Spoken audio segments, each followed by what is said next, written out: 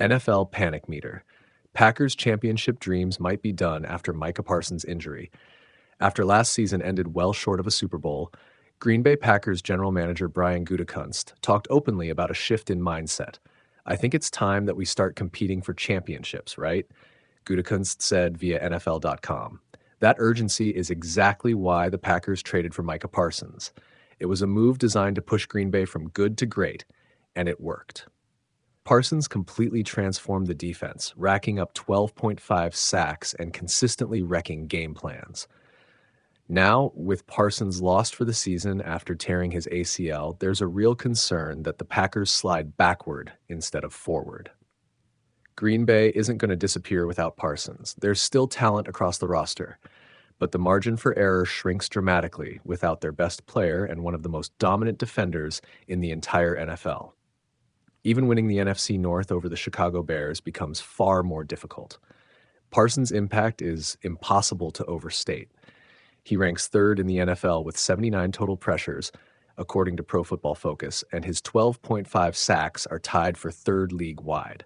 No other Packers defender has more than 47 pressures or 7.5 sacks.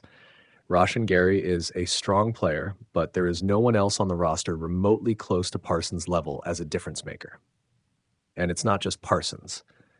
The Packers are also moving forward without tight end Tucker Kraft, their most reliable passing game weapon this season, along with defensive tackle Devontae Wyatt and offensive lineman Elgton Jenkins. Losing 4 core contributors at once is an enormous obstacle for any team, especially one with Super Bowl aspirations. Green Bay knew it needed a bold move to chase a championship. Parsons was everything they hoped for. Without him, a deep playoff run suddenly feels far less realistic. Panic meter. This is starting to look like a painful what-if season in Green Bay. Patriots have a rough loss, and the New England Patriots had a chance to clinch the AFC East on Sunday and appeared to be cruising after building a 21-0 lead over the Buffalo Bills. Instead, they allowed Buffalo to score touchdowns on 5 straight drives, ultimately falling 35-31. The loss dropped New England's chances of winning the division to 37.7%, according to DVOA. That number isn't insignificant, but the Patriots still shouldn't panic. They had won 10 straight games prior to Sunday and still hold a 1-game lead over Buffalo. While the Bills have an elite quarterback, they remain a flawed team overall. The Patriots' hopes of securing the number 1 seed took a hit with the loss and Denver's win, but the primary goal remains winning the division. And they're still in strong position to do just that. Panic meter. Every team is allowed a loss every 11 games, even a blown lead to a division rival. Buccaneers' slide continues.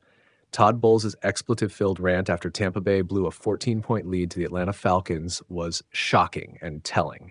It felt like a head coach searching desperately for a spark because nothing else was working. The Buccaneers should be running away with the NFC South. Instead, they've dropped back-to-back games to the New Orleans Saints and Atlanta Falcons, 2 teams with a combined 9-19 record. Tampa Bay is fortunate to play in a weak division, and the Carolina Panthers' loss to the Saints on Sunday helped ease the pressure. In the division race, the Buccaneers are still fine. They're tied for first place, and 2 more wins likely secures the NFC South. The bigger concern is how they look.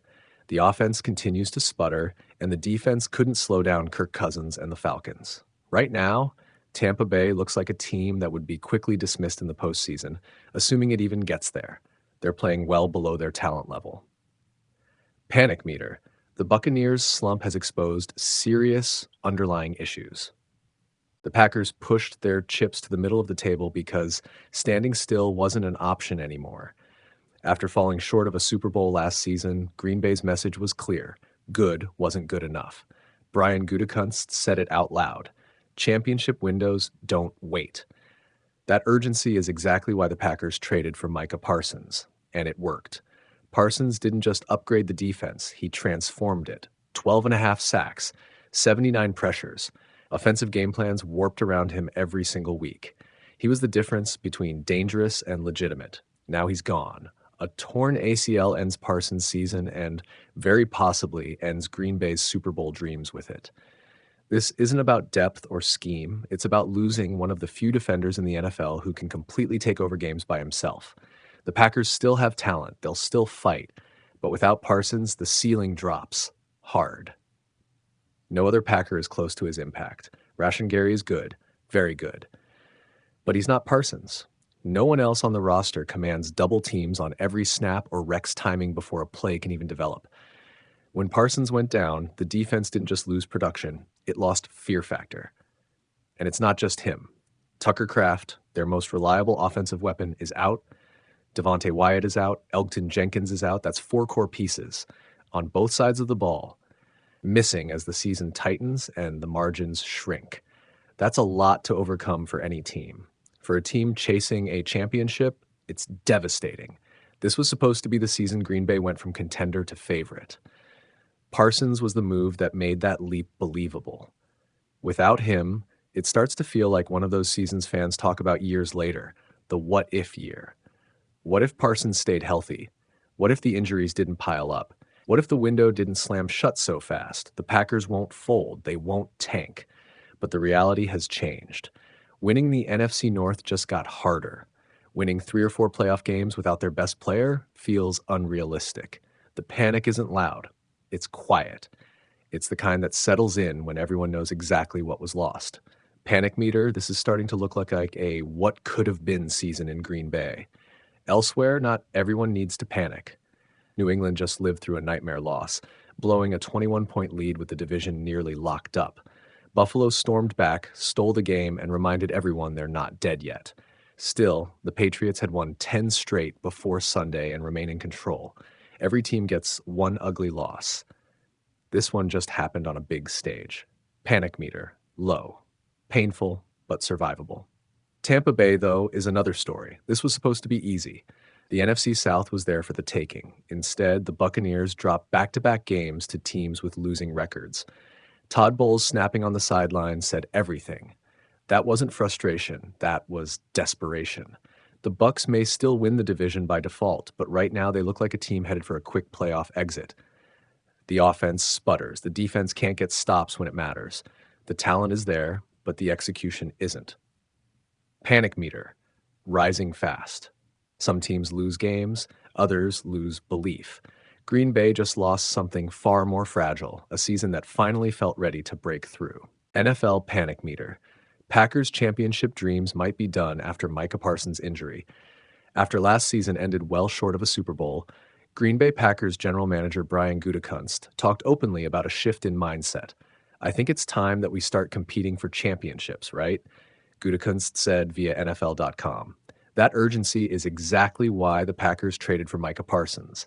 It was a move designed to push Green Bay from good to great, and it worked. Parsons completely transformed the defense, racking up 12.5 sacks and consistently wrecking game plans. Now, with Parsons lost for the season after tearing his ACL, there's a real concern that the Packers slide backward instead of forward. Green Bay isn't going to disappear without Parsons. There's still talent across the roster, but the margin for error shrinks dramatically without their best player and one of the most dominant defenders in the entire NFL.